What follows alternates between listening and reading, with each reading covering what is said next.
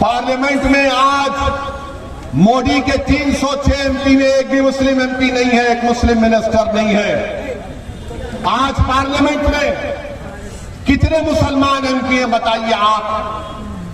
आपकी हमारी आबादी 17 करोड़ 2011 का सेंसस कहता है 14% के लिहाज से हमारे 50 से ज्यादा एमपी होने चाहिए, मगर कितने एमपी आपके जीत कर जाते हैं 22 या 23 जीत कर जाते हैं।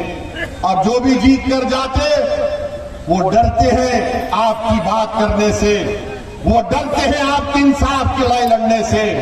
तो मेरी आपसे गुजारिश है कि अगर कल भारत की पार्लियामेंट में मस्जिद का मसला पैदा होगा, 600 साल पुरानी दिल्ली में मेहरौली की मस्जिद को बगैर कोई कानूनी कार्रवाई के शहीद कर दिया गया, क्या कोई गठबंधन के नेता ने खड़े होकर उसकी बात की?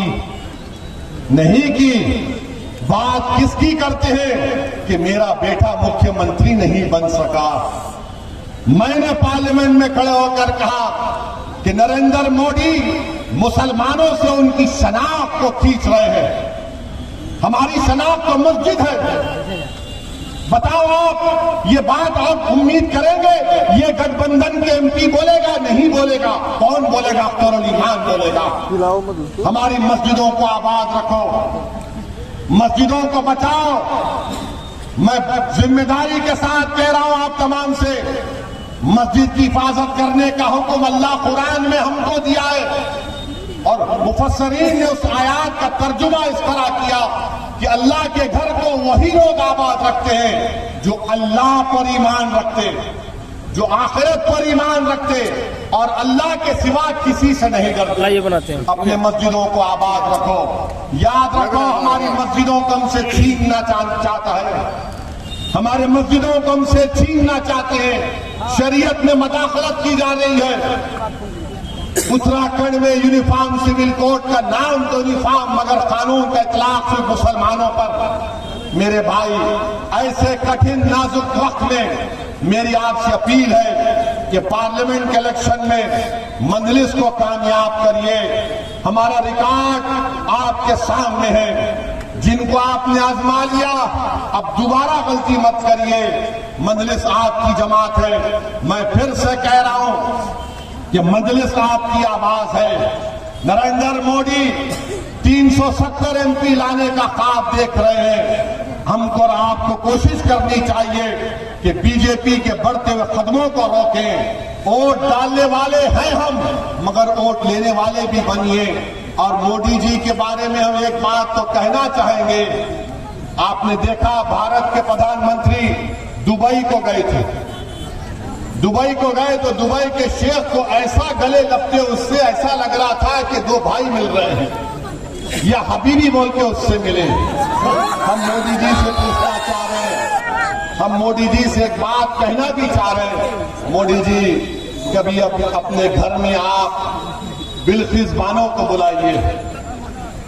उस बिल्किस बानो को जब आप मुख्यमंत्री थे उसको 10-10 लोगों ने उसकी इज्जत लूटी।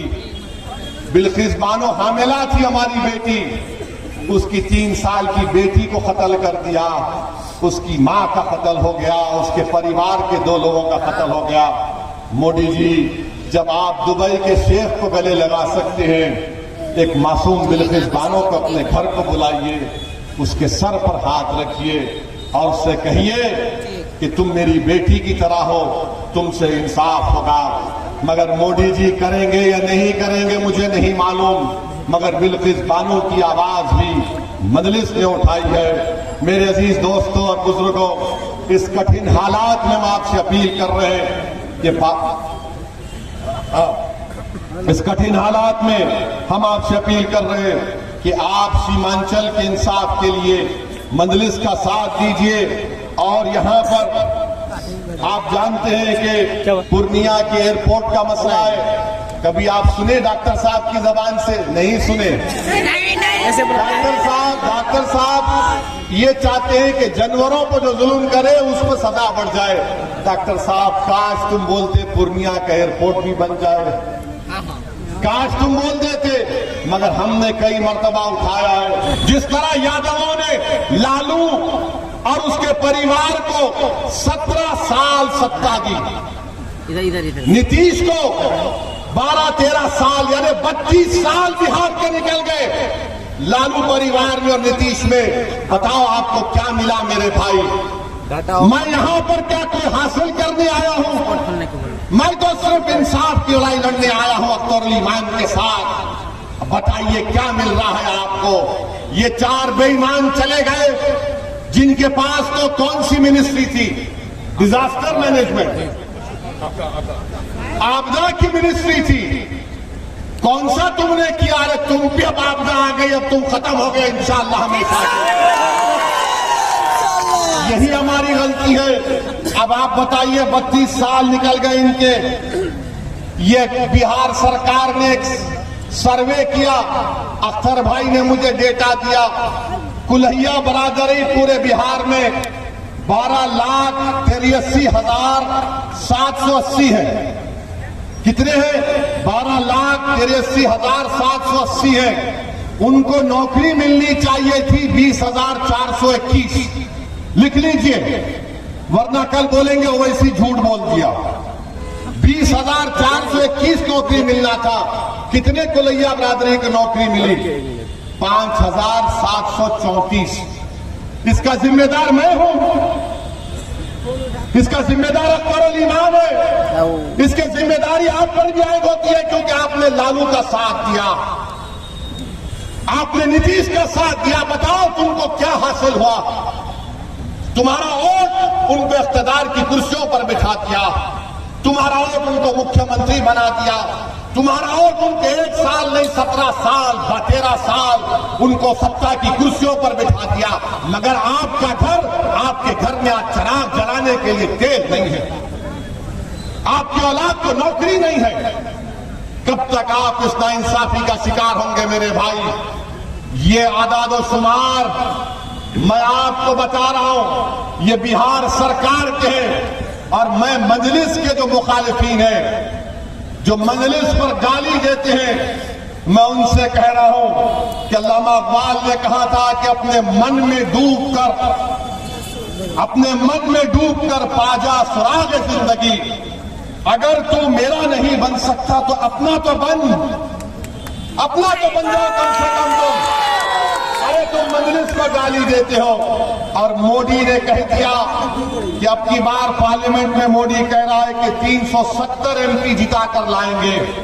हम अपनी तरफ से पूरी कोशिश कर रहे हैं कि तीसरी मर्तबा हमारे वतन अजीज भारत का वजीर आजम मोदी ना बने।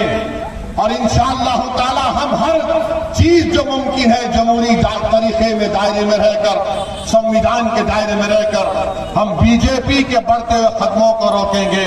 मगर बताओ मेरे भाई, अगर हम 3 सीट लड़ते हैं 2019 में, तो मोदी 306 कैसे जीत गया? सोचो आप थोड़ी देर के लिए। 3 सीट मजलिस लड़ती है और पूरे देश में मोदी 306 जीत गया। बिहार के 40 सीट में सिर्फ 1 सीट बचा पाते, बाकी का सब एनडीए जीत जाती है। पूछो आप इन लोगों से, गठबंधन के लोगों से, तो बोलेंगे ओवैसी जिम्मेदार।